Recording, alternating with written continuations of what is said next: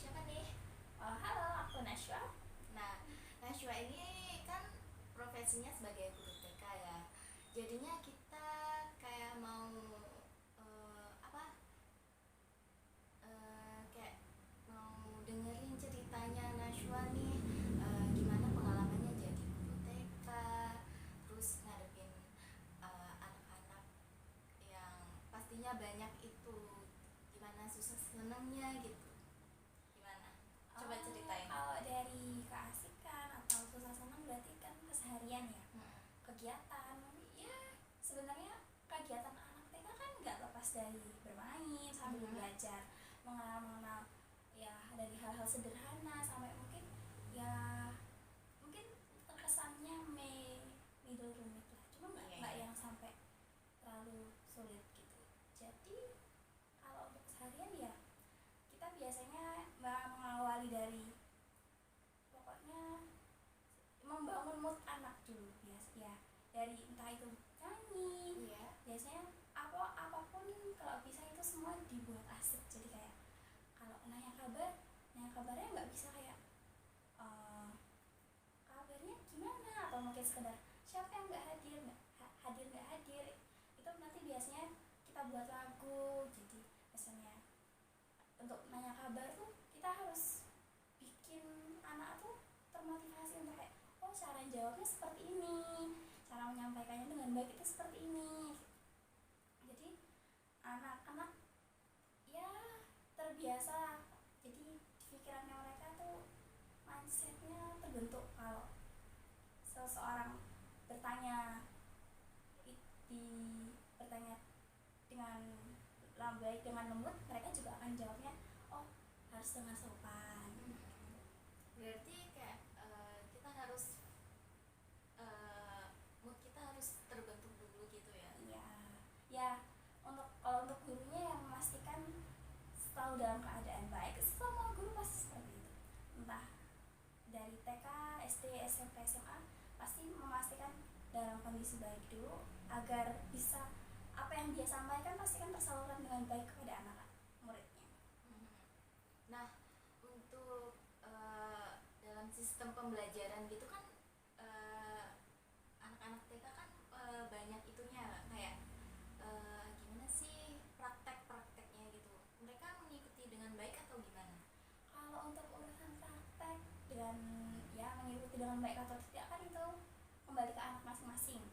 Kadang ada yang sudah paham, sudah mengerti cara, oh begitu, sekali dijelaskan oh dia langsung mengerti, oh seperti ini, dia bisa langsung mengenali, mengamati dengan baik. Terkadang kan ada yang memang belum, dan itu ya sangat wajar.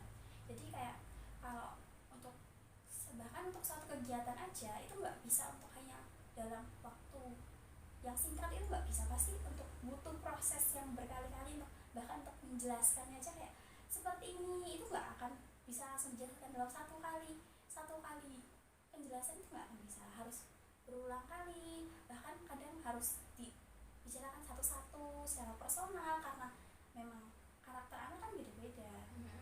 Jadinya ya kembali lagi guru harus sabar dan agar muridnya juga mengerti, oh yang dimaksud itu seperti ini.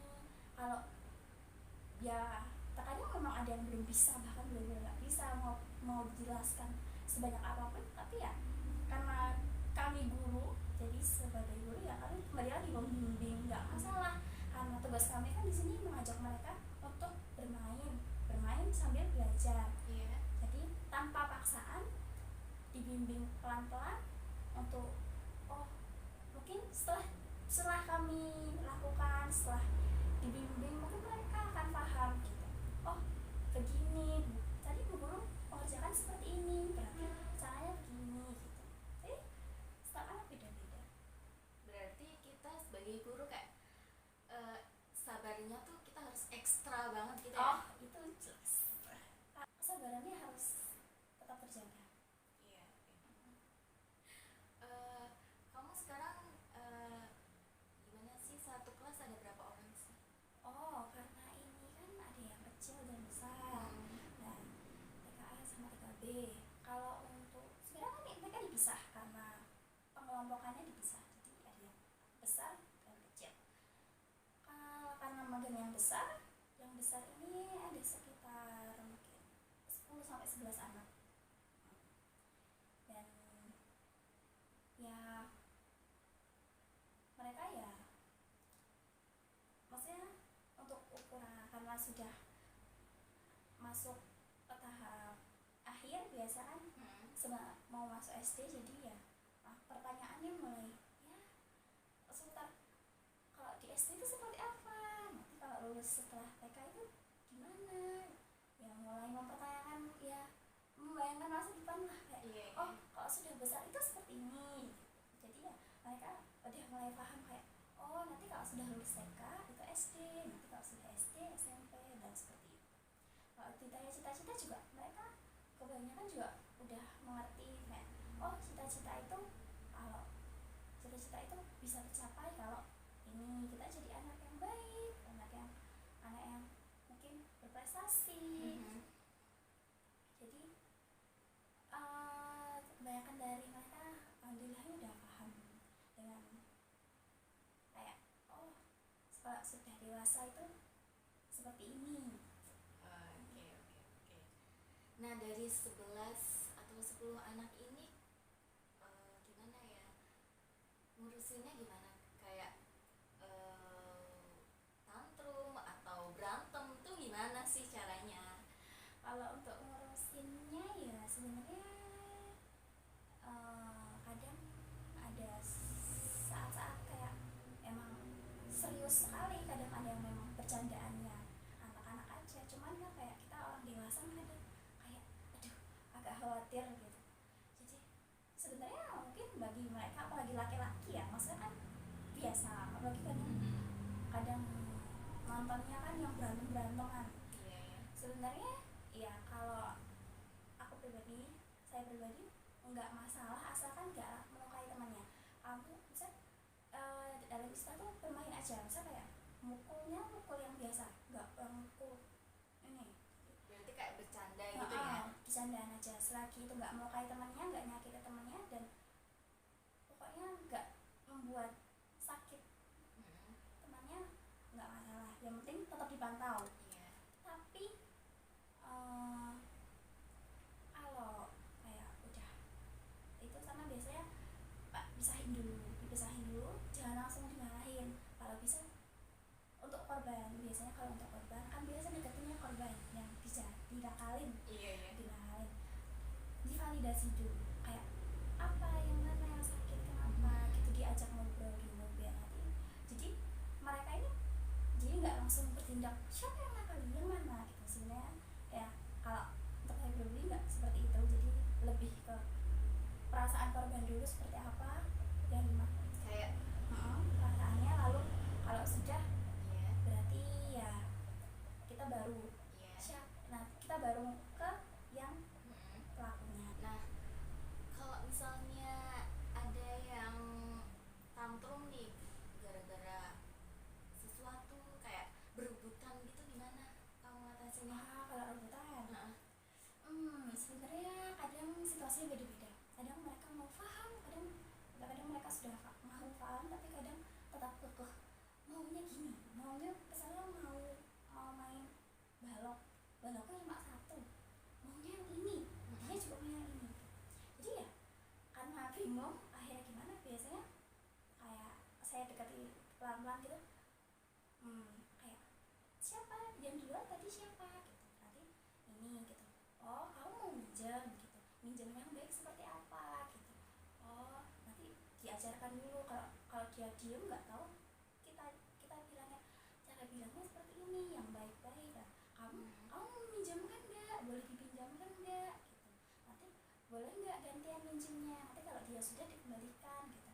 Kalau mengiyakan dan mereka biasanya juga paham kayak ya udah nggak apa-apa, akhirnya dikasih ke temannya ya sudah gitu. Tapi kadang ada yang masih kekeh pokoknya nggak mau dibagi gitu sama temannya, ya akhirnya ya mau ya saya kasih pengertian ke yang satunya, belum boleh masih dipinjam, berarti mainnya lain dulu ya. Akhirnya ya mau nggak mau kita harus ekstra kayak gimana caranya mengambil konsentrasinya, jadi kayak istilahnya gimana ya, istilahnya dialihkan gitu, karena ya daripada berantem akhirnya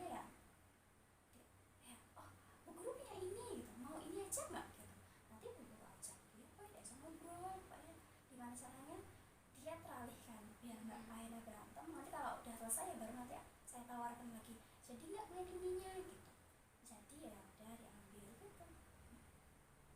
Nah selama ini tuh kan hampir kurang lebih kan setahun ya.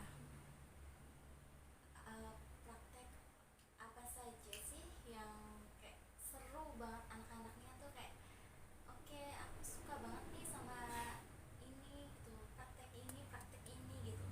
Praktek ya, sebenarnya justru mereka ini gimana ya, senang bermain, senang karena kan pasti senang, tapi mereka juga senang belajar gitu. Pasti kalau urusan dengan buku mereka senang.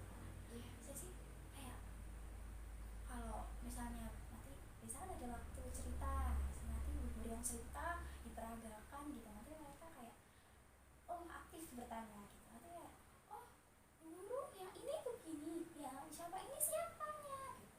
Nanti biasanya kan guru kan menjelaskan karakter kan berbeda-beda, ada yang suaranya lembut, suaranya besar, atau mungkin menirukan gini, atau mungkin kayak kupu-kupu atau gajah, kan berbeda-beda. Nanti mereka juga biasanya menirukan gitu, kupu-kupu gitu, nanti terbang gitu.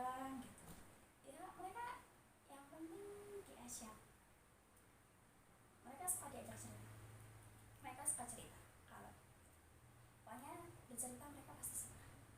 Oh berarti kamu kayak Karena di sana kan komunikasinya berjalan, jadinya mungkin mereka kayak lebih excited, gimana ya rasanya, kayak oh aku bisa cerita ini, aku bisa cerita yang pengalamanku, aku bisa cerita apa yang entah apa yang terjadi ya, pokoknya keseharian ya, mereka bisa bercerita lewat itu. Jadi dan ya pasti didengarkan juga, jadi mungkin mereka senang gitu, karena ada yang mendengarkan jadi senang.